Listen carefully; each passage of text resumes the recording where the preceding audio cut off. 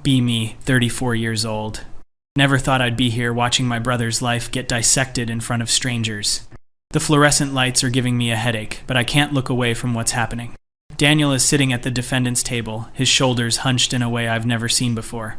He always stood so straight, even as a kid, when Dad used to measure us against the doorframe every birthday. Now he looks like someone folded him in half. Across the aisle sits Rebecca, his soon-to-be ex-wife, looking immaculate in a navy suit that probably cost more than my car payment. Her lawyer is this sharp-faced woman in her 50s who keeps shuffling papers with the confidence of someone who already knows they've won. I remember when Daniel first brought Rebecca home 7 years ago. She seemed nice enough, worked as a pharmaceutical sales rep, always laughed at Dad's terrible jokes. I thought it was genuine back then. They got married after 2 years of dating, big wedding at some vineyard upstate. I was maid of honor, even though Rebecca and I never really clicked. There was always something about the way she'd touch Daniel's arm when she wanted something, this little squeeze that looked affectionate but felt calculated. I pushed those thoughts down because what kind of person judges their brother's happiness? What kind of woman doesn't support another woman's relationship? I'd learned in all my years working in corporate environments that women need to lift each other up, not tear each other down with petty suspicions. So I smiled in the wedding photos and gave a toast about love and partnership. The judge is reading through the settlement terms now. My stomach is twisting into knots as I hear the numbers. The house they bought together 3 years ago, the one Daniel saved for years to afford the down payment on, goes to Rebecca. She gets 70% of their joint savings. Daniel's retirement account that he started contributing to when he was 22, fresh out of college and working his first real job, gets split with her taking 60%. He has to pay alimony for the next 5 years. Spousal support of $3,000 a month. I'm doing the math in my head and feeling physically sick. Daniel makes decent money as a civil engineer, but this is going to destroy him financially. He'll have to move back in with our parents at 37 years old. The judge asks if both parties agree to the terms. Rebecca's lawyer says yes immediately. Daniel's lawyer, this tired-looking guy who seems like he's been beaten down by the family court system for decades, hesitates before saying yes. I want to scream. I want to stand up and ask how this is possibly fair. But I sit there silent because what can I do? This is the legal system working as intended, right? This is equality, right? The hearing ends and people start filing out. I watch Rebecca hug her lawyer, actually hug her, like they're old friends celebrating a victory. And I guess they are. Daniel stands up slowly, and I can see his lawyer patting his shoulder in what's probably meant to be a comforting gesture. I make my way through the rows of benches to get to him. Mom and Dad are already there, Mom crying quietly, Dad looking angry in that impotent way men his age do when they can't fix something. Daniel sees me and tries to smile, but it doesn't reach his eyes. We all walk out together into the hallway with its scuffed linoleum floors and bulletin boards covered in legal notices. Rebecca walks past us with her lawyer, doesn't even glance our way. Her heels click against the floor with the rhythm of victory. We end up at a diner 3 blocks from the courthouse because none of us want to go home yet. The kind of place with cracked vinyl booths and coffee that tastes like it's been sitting on the burner since the morning shift started. Daniel orders coffee black and doesn't touch it. Mom keeps asking if he's okay, and Dad keeps saying they'll figure it out.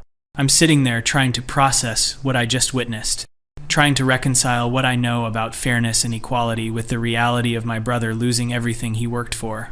I keep thinking about all the times over the past 7 years that I noticed things but didn't say anything. Like how Rebecca quit her job 2 years into the marriage, said she wanted to focus on getting her real estate license. She never actually got the license. She spent her days going to yoga classes and meeting friends for lunch. Daniel never complained, said he made enough for both of them, said she deserved to pursue her interests. I remember thinking that was nice, that was progressive, that was a man supporting his wife's journey of self-discovery. Now I'm wondering if it was strategy, if she was setting up the narrative that she'd become financially dependent on him. Or how about the times she'd post on social media about how stressed Daniel was making her? Vague posts about emotional labor and unappreciated effort. Her friends would comment with supportive messages, and I'd see them and feel this twinge of concern. Was Daniel not treating her well? Was he being difficult in ways I couldn't see? I'd ask him about it, and he'd look confused, say things were fine, say Rebecca was just venting normal relationship stuff. I believed him, but also felt like maybe he wasn't seeing his own behavior clearly. Maybe he was one of those men who didn't realize how much work their wives did, so I never pushed it. There was the time about a year ago when Rebecca called me crying, said she thought Daniel might be having an affair. She said he was working late all the time, being secretive with his phone. I was horrified, angry at Daniel for potentially being that kind of man. I confronted him about it, and he looked absolutely baffled. Showed me his phone, his emails, his calendar. He'd been working late because his firm was understaffed and he was trying to make senior engineer. No affair, no secretive behavior, just work. I apologized and told Rebecca it was a misunderstanding. She seemed almost disappointed by the explanation. Now I'm sitting in this diner watching my brother stare at cold coffee, and I'm replaying every interaction. Every moment where I gave Rebecca the benefit of the doubt because I thought that's what women should do for each other. Every time I dismissed my own instincts because I'd been taught that women don't lie about this stuff. Women don't manipulate. Women are the victims of a patriarchal system, not the perpetrators. The divorce proceedings had started 6 months ago. Rebecca filed, claiming irreconcilable differences and emotional neglect. Daniel was blindsided, said he didn't even know she was unhappy. She moved in with her sister immediately and hired that lawyer within a week. The kind of speed that suggested planning, not spontaneous decision-making. During the discovery phase, her lawyer presented all these text messages and emails, carefully curated conversations that made Daniel look controlling and demanding, like one where he asked her to please remember to pay the electric bill because it was overdue and their power was about to be shut off, presented in court as evidence of financial abuse. Or messages where he asked if she could maybe cook dinner once in a while because he was exhausted from working 10-hour days, presented as evidence of demanding gendered labor and emotional manipulation. Daniel's lawyer tried to provide context, tried to show the full picture. But Rebecca's lawyer was better, smoother, more convincing. She painted this narrative of a woman trapped in a marriage with a man who controlled the finances, who made her feel small, who isolated her from friends and family. None of it was true. I was there, I saw them regularly. Rebecca had plenty of friends and went out constantly. Daniel gave her access to all their accounts, never questioned her spending. But the way Rebecca's lawyer told it, with Rebecca sitting there looking small and sad, it sounded believable. It sounded like every story we've all heard about controlling men and their victims. The judge, a woman in her 60s who probably came up through the legal system fighting for women's rights, ate it up. You could see it in her face, the sympathy, the recognition of a pattern she'd probably seen 1,000 times. Except this time the pattern wasn't real. This time it was theater. But how do you prove that? How do you prove that someone is lying when they're crying real tears and saying all the right words? I think about my own career, the presentations I've given, the campaigns I've designed. I know how to construct a narrative, how to make people feel something, how to guide them to a conclusion. Rebecca did the same thing, just with higher stakes. She crafted a victim narrative and performed it perfectly. And everyone believed her because why wouldn't they? We're supposed to believe women. I believe women. I've spent years advocating in my workplace for women to be heard, to be taken seriously, to have their experiences validated.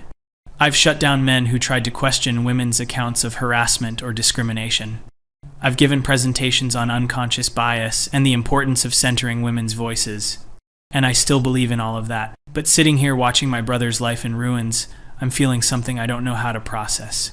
There's this anger building in my chest, and I don't know where to direct it. I'm angry at Rebecca, obviously, for what she did. But I'm also angry at a system that made this possible. And then I feel guilty for being angry at the system because the system exists to protect women who actually need protecting. The system exists because for decades, centuries, women were left with nothing after divorce. Women who sacrifice careers to raise children and maintain homes, only to be abandoned with no financial security. The alimony laws, the asset division guidelines, they exist for good reasons. They exist because of real injustice. But Rebecca didn't sacrifice anything. And she didn't raise children, they don't have kids. She didn't give up a career, she chose not to work. She didn't maintain the home, they had a cleaning service. She just existed in Daniel's life for 5 years of marriage, and now she gets to walk away with most of what he spent 15 years building. And I can't say any of this out loud because what would it make me? What kind of feminist questions the system's designed to protect women? What kind of woman sides with a man over a woman in divorce court? My coffee is getting cold and Mom is still fussing over Daniel.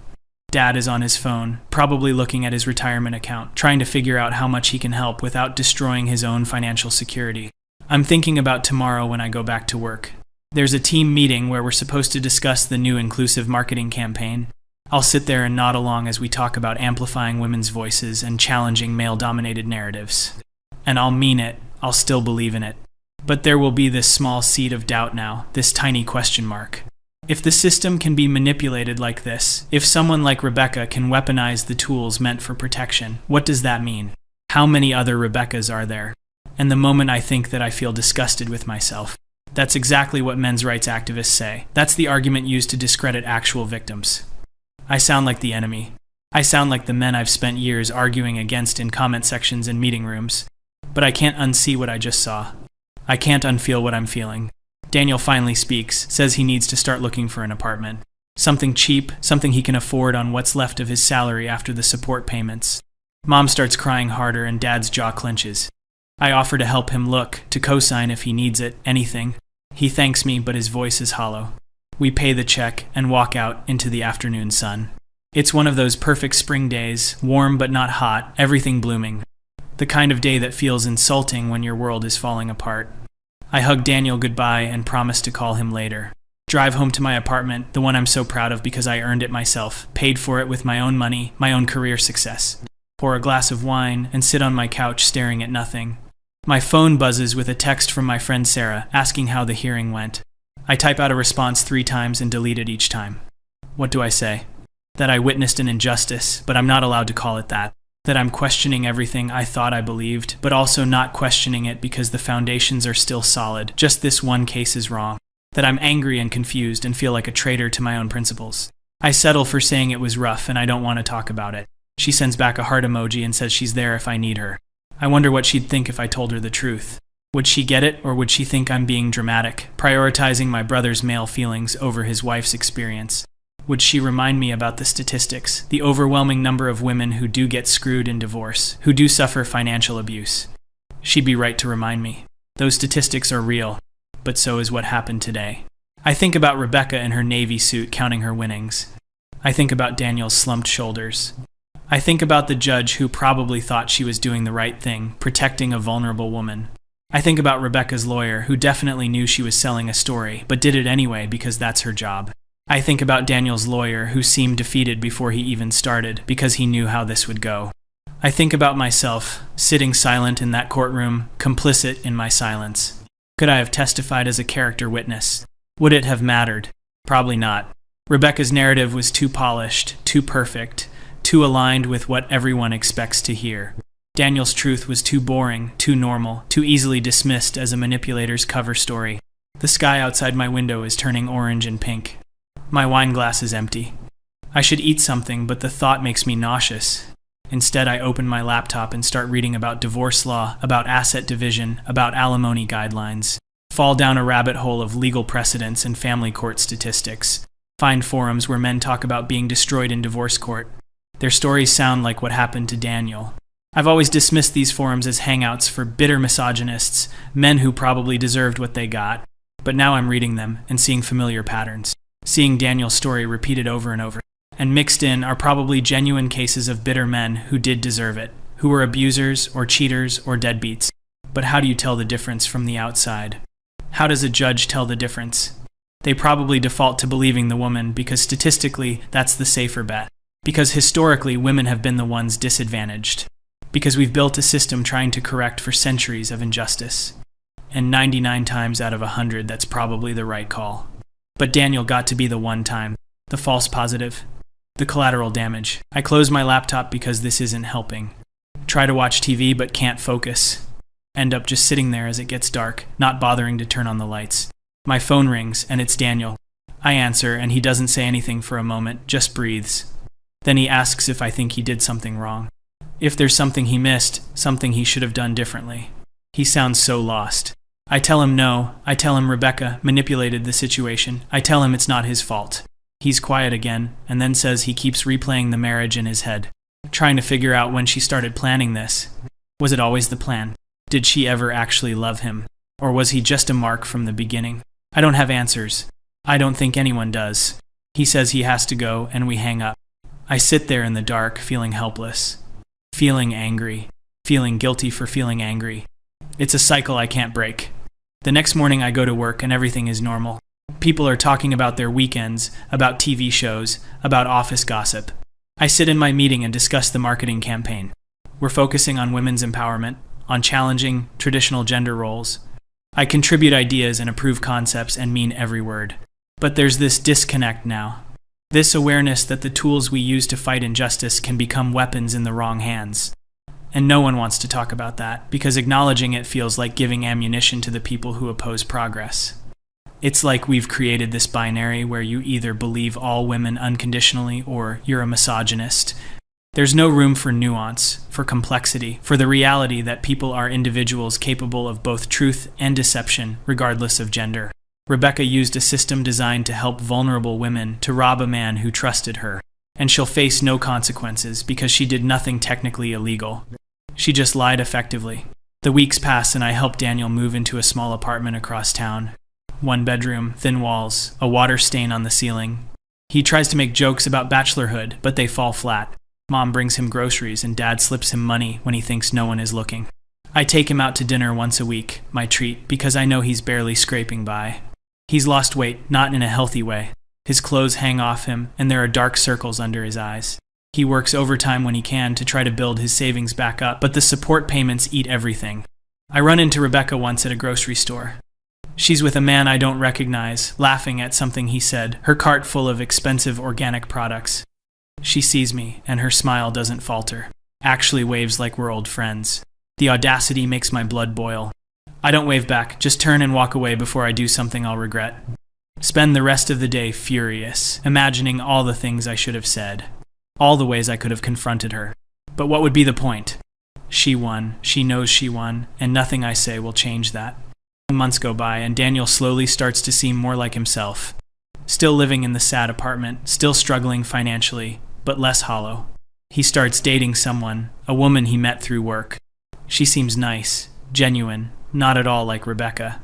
But I catch myself watching their interactions with suspicion, analyzing her motives, looking for red flags, waiting for the other shoe to drop.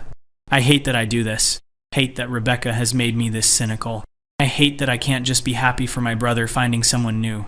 At work, I'm leading a new initiative on pay equity, fighting to close the gender pay gap in our company.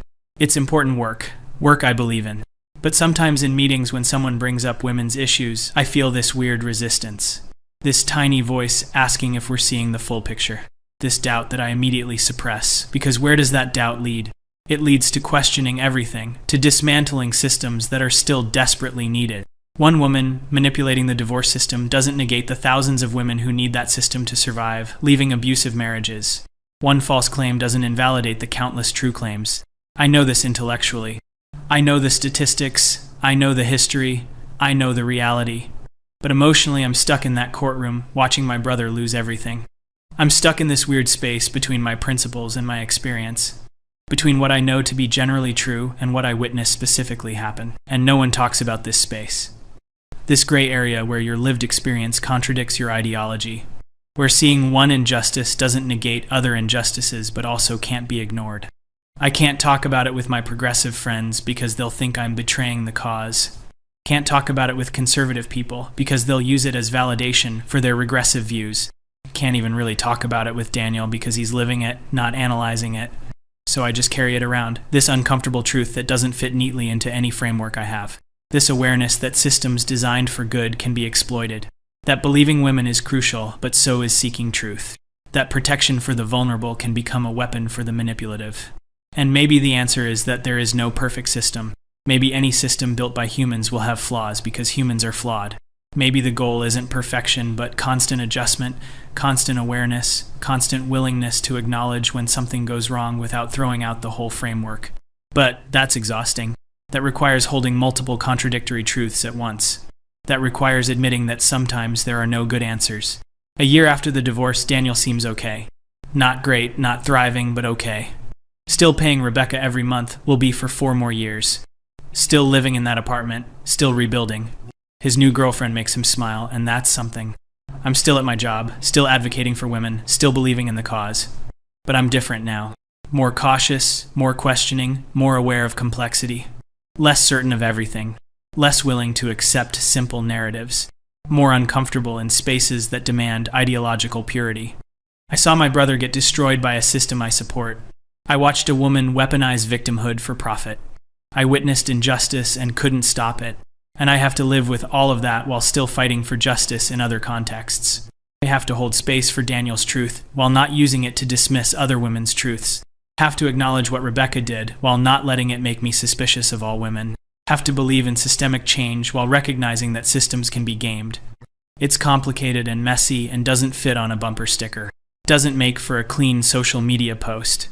Doesn't align neatly with any political platform. I'm sitting in my apartment on a random Tuesday evening. Daniel just texted that he made his monthly payment to Rebecca. Added a sardonic emoji like he's learned to laugh about it. But I know it still hurts. I know he's still working extra hours to afford basic necessities.